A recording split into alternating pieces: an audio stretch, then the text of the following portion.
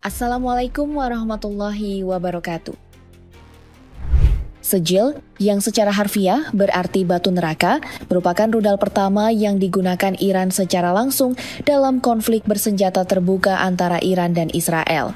Kejutan besar muncul ketika sistem pertahanan udara yang selama ini diklaim sebagai yang terbaik di dunia ternyata mampu ditembus hanya dalam hitungan menit.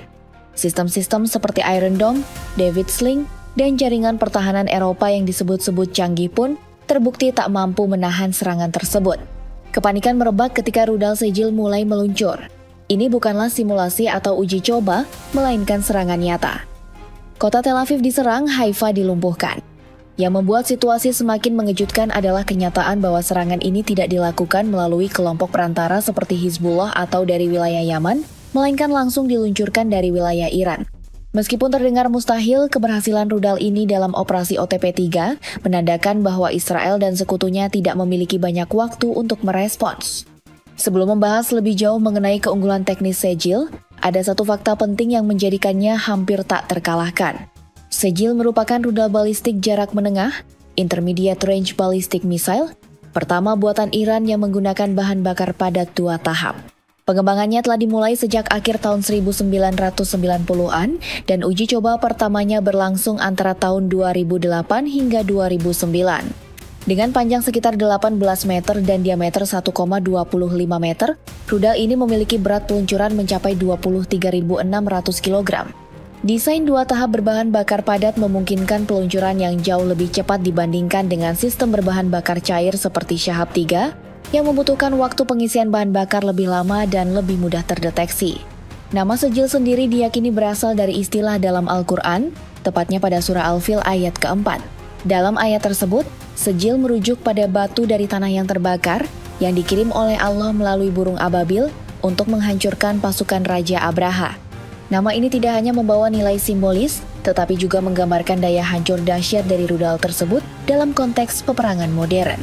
Berkat penggunaan propelan padat komposit, Sejil dapat diluncurkan tanpa memerlukan persiapan yang rumit, menjadikannya senjata strategis yang sangat efisien dalam situasi kritis.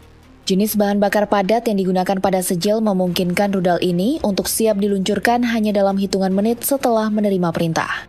Keunggulan ini secara signifikan mengurangi peluang serangan preemptif terhadap peluncurnya.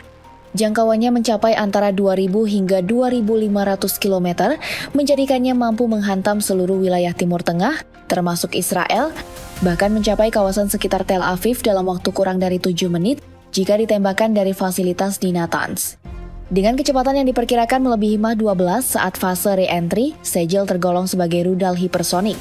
Tingkat akurasinya pun cukup mengesankan dengan Circular Error Probable (CEP) di bawah 100 meter, bahkan beberapa sumber menyebutkan hanya sekitar 50 meter atau kurang. Artinya, separuh dari rudal yang diluncurkan akan jatuh dalam radius 50 hingga 100 meter dari target, cukup untuk menghancurkan fasilitas vital dengan presisi tinggi. Sejil dioperasikan melalui peluncur bergerak, transporter erektor launcher TEL, yang membuatnya sulit dideteksi karena mobilitasnya tinggi dan tidak memiliki lokasi peluncuran tetap. Iran dikabarkan mampu menyebarkan peluncur ini di berbagai provinsi, sehingga menyulitkan upaya intelijen musuh dalam melakukan pengintaian dan memberikan respon yang cepat terhadap ancaman.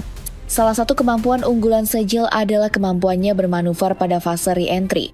Artinya, rudal ini dapat mengubah arah ketika memasuki atmosfer dan menuju target, sehingga meningkatkan kemungkinan lolos dari intersepsi sistem pertahanan seperti Arrow-3 dan David Sling. Beberapa analis bahkan memperkirakan kemungkinan pengembangan varian MIRV, Multiple Independently Targetable Re-entry Vehicle, meskipun hal ini belum dikonfirmasi secara resmi. Namun demikian, kemampuan manuver di fase akhir saja sudah memberikan nilai tambah signifikan dalam menembus pertahanan udara modern. Fase boost atau awal dari rudal ini berlangsung sangat singkat.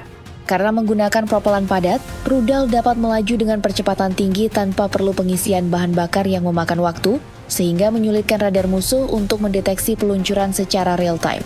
Setelah itu, rudal memasuki tahap mid-course di luar atmosfer, melaju pada lintasan balistik dan berpotensi menggunakan decoy untuk mengelabui sistem pertahanan. Pada fase re-entry, Sejil kembali menembus atmosfer dengan kecepatan hipersonik, melakukan manuver akhir, dan menghantam target dengan daya rusak yang sangat tinggi.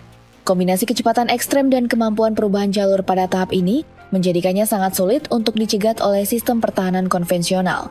Dalam babak paling dramatis dari konflik modern antara Israel dan Iran, rudal balistik jarak menengah Sejil akhirnya digunakan oleh Iran dalam situasi tempur yang nyata. Dalam operasi yang dikenal dengan nama Sandi True Promise 3 (OTP-3), rudal 2 tahap berbahan bakar padat ini diyakini telah diarahkan untuk menghantam target paling sensitif di jantung sistem pertahanan Israel. Berbeda dari sekadar unjuk kekuatan dalam parade militer atau uji coba di gurun, kali ini Sejil benar-benar melesat melintasi langit Timur Tengah dan menghantam sasarannya dengan presisi tinggi. Pemerintah Iran melalui Korps Garda Revolusi Islam, IRGC, menyatakan bahwa rudal tersebut ditujukan langsung ke markas besar Cempati IDF Pusat Komunikasi, Kendali, Komando, dan Intelijen Militer Angkatan Darat Israel yang terletak di kawasan teknologi tinggi Geviam, Tel Aviv. Lokasi ini dipandang sangat strategis karena berfungsi sebagai pusat jaringan data perintah militer dan pemantauan taktis yang mendukung langsung berbagai operasi militer Israel terhadap wilayah-wilayah lain. Yang menambah kontroversi, fasilitas ini diketahui berdekatan dengan rumah sakit Soroka di BR Sheva, menimbulkan pertanyaan besar, apakah Israel sengaja menempatkan instalasi militer vital di dekat zona sipil guna mengurangi risiko serangan langsung. Ledakan dahsyat dari rudal Sejil menghantam area target dengan kekuatan luar biasa. Gelombang kejut yang dihasilkan tidak hanya melumpuhkan sistem komunikasi di sekitar lokasi, tetapi juga menyebabkan kerusakan pada sebagian infrastruktur rumah sakit. Laporan menyebutkan kaca jendela di rumah sakit Soroka pecah dan sebagian atap mengalami kerusakan. Meskipun tidak menimbulkan kerusakan struktural besar, dampak psikologis dari serangan ini sangat signifikan, terutama mengingat bahwa rumah sakit tersebut sehari sebelumnya merawat beberapa perwira tinggi militer Israel yang terluka dalam serangan dari Brigade Al-Qassam. Tempat yang seharusnya menjadi ruang pemulihan justru ikut menjadi korban dari eskalasi konflik yang lebih luas. Selain itu, dalam rangkaian serangan Sejil dalam operasi OTP-3, sasaran lain yang diserang adalah Gedung Bursa Efek Tel Aviv, simbol utama kekuatan ekonomi dan finansial Israel. Meskipun belum ada konfirmasi resmi, sejumlah laporan mengindikasikan bahwa aktivitas perdagangan sempat dihentikan sementara akibat gangguan pada sistem kelistrikan dan data pasca ledakan. Serangan terhadap pusat keuangan seperti Bursa Efek Tel Aviv bukan hanya bersifat fisik, melainkan juga strategis.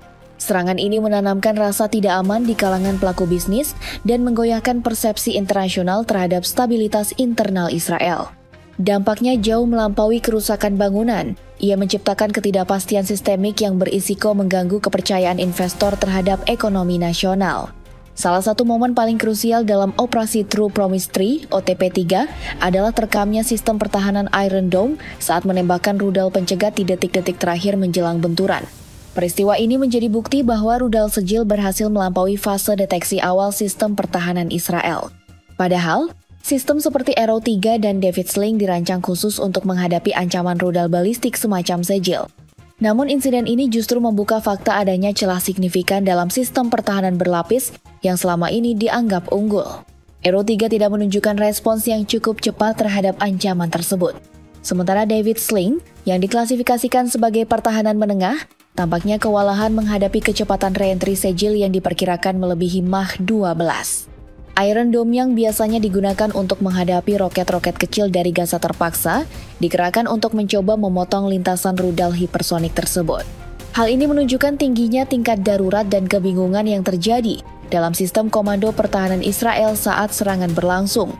Lebih dari sekadar peluncuran rudal, Sejil dalam operasi OTP-3 menunjukkan bahwa Iran kini memiliki kemampuan menyerang secara langsung dengan tingkat presisi tinggi, bahkan terhadap fasilitas militer vital yang berada di tengah-tengah wilayah sipil. Serangan ini sekaligus menegaskan bahwa Israel kini harus menghadapi ancaman yang nyata dan langsung. Sistem pertahanan yang ada belum mampu sepenuhnya menanggulangi manuver cepat saat fase re-entry maupun waktu tempuh yang sangat singkat dari rudal tersebut. Keberadaan Sejil kini tidak bisa lagi dipandang sebagai ancaman teoritis semata.